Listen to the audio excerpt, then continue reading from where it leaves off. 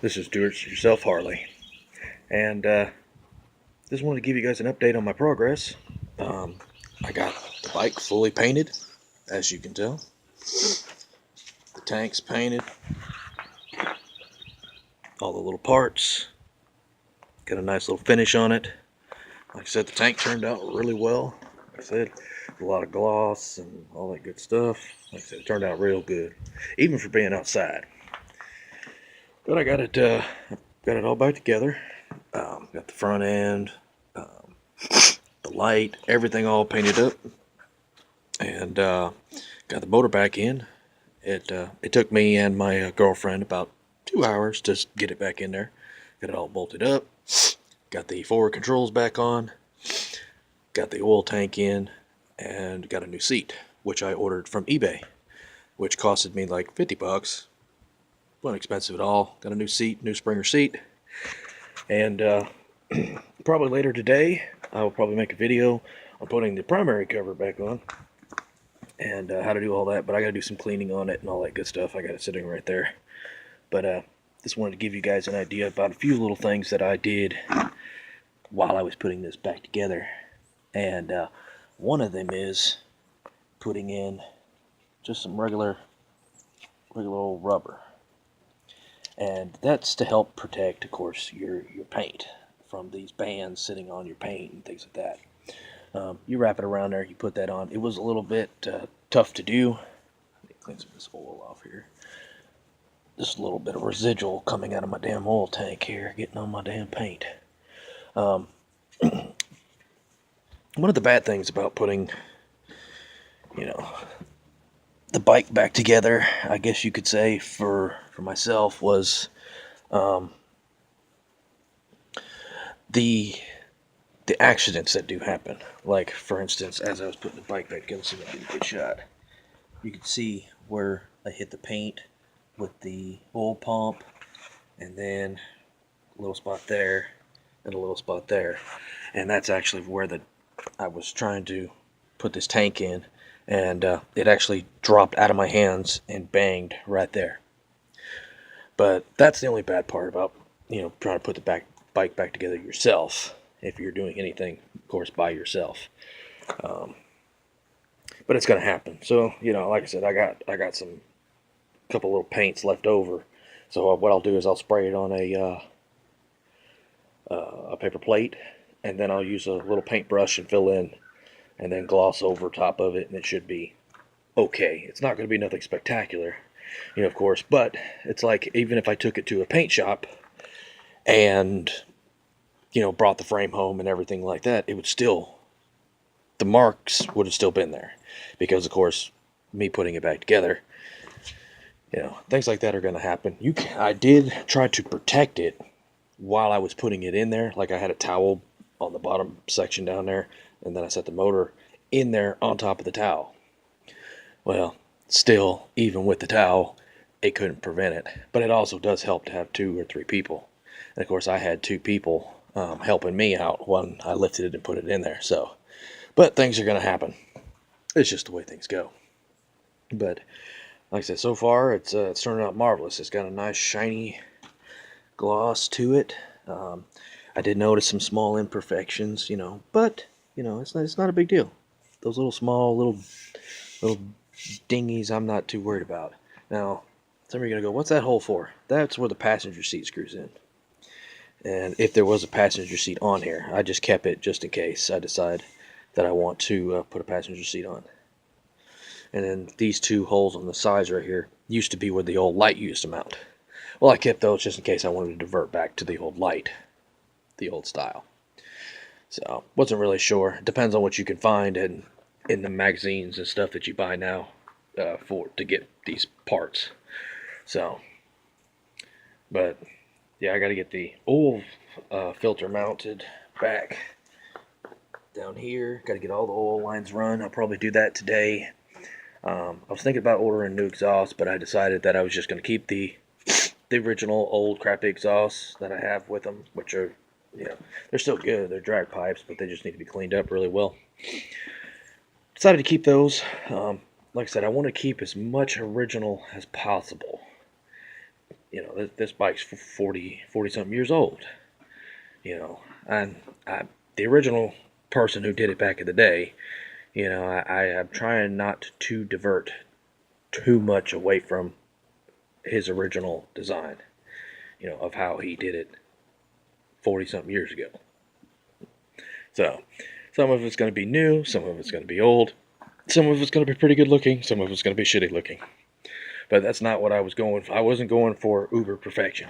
I was mainly going because, of course, like I said, it had to be tore down, and the carbon buildup had to get off there. So while I was there, I was just going to go ahead and paint it, the whole full shebang. It was blue, for all you that are catching up. The bike was blue. It was like the color blue of that container you see behind there. And now it is a shiny flake silver. Metal flake silver, I guess you could call it. And, you know, I like it. My girlfriend likes it, so I guess that's all that really matters. But now I still got to get the coil mounted. I got to get a few other things done. I still got some painting to do, like on the battery box, as you see down there. And I've got a few other minor parts that I have to, of course, paint. I'm going to paint the drum on the brake drum. And I did manage to get my my brake fixed. What I did was I basically, for some reason, the rivets came out of this brake. Well, I was having trouble finding the drum brake pads.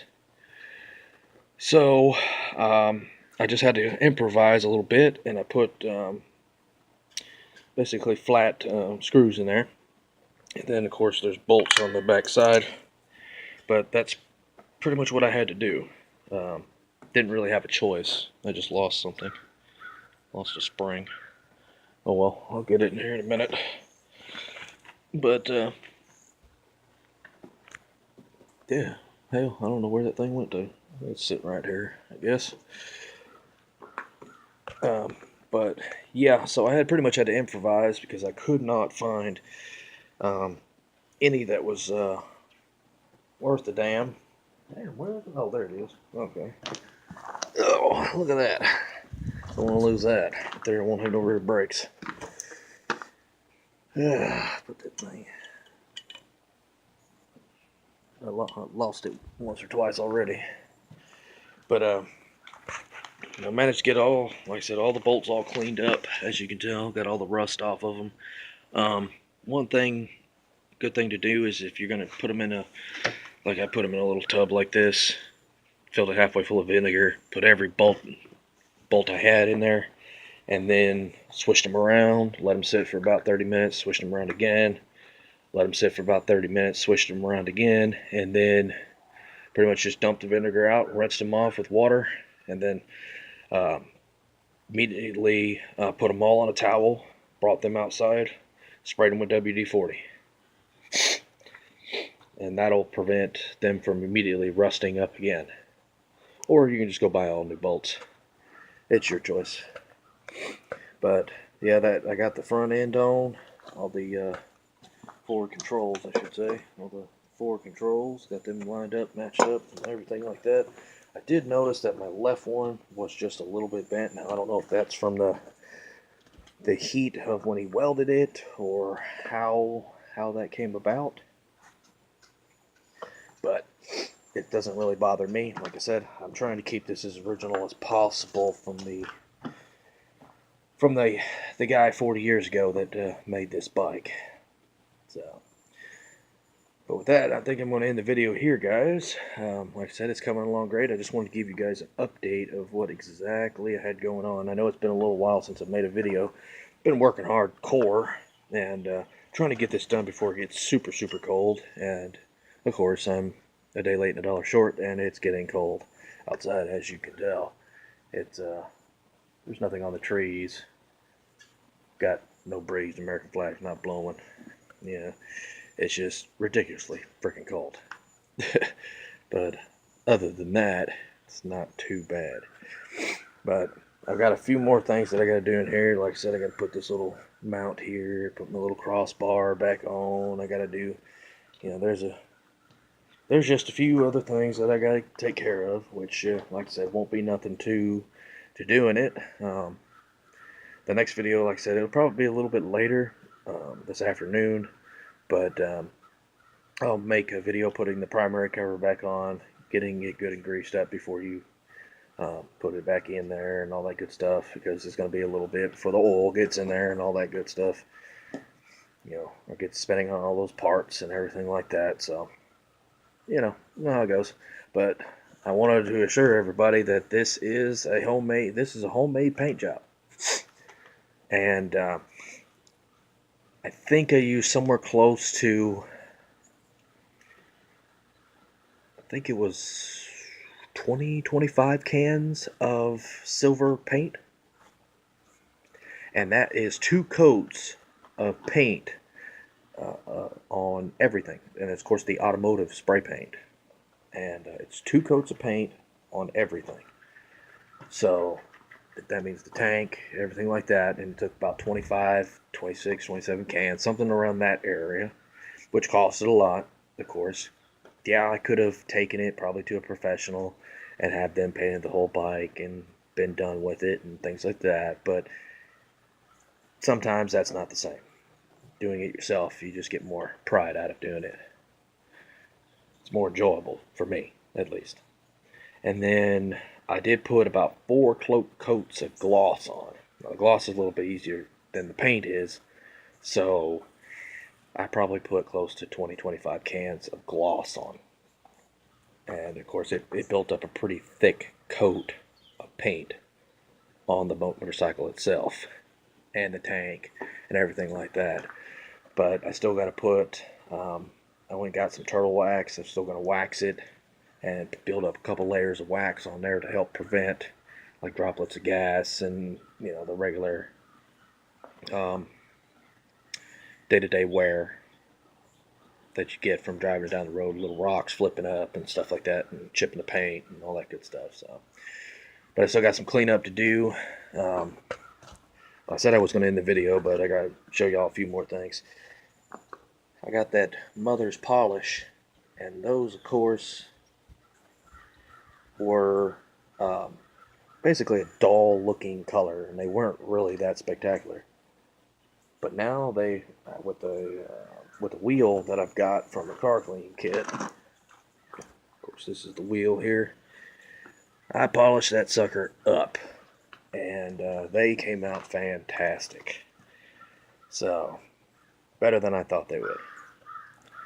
But for the most part, you guys see what I've been up to since, like I said, I've been slowly kind of doing it. Like, I'll come home from work, do a couple little things, so there's no use making a 5-minute video 15, 20 different times on everything. So, but with that, guys, I'll see you later. Please like and subscribe and all that good stuff. I do appreciate you guys that are watching the videos and things like that. It really helps out, and hope it's helping you guys out with giving you guys ideas, about how to do your Harley or however you want to do your Harley, and to think if it is possible or not.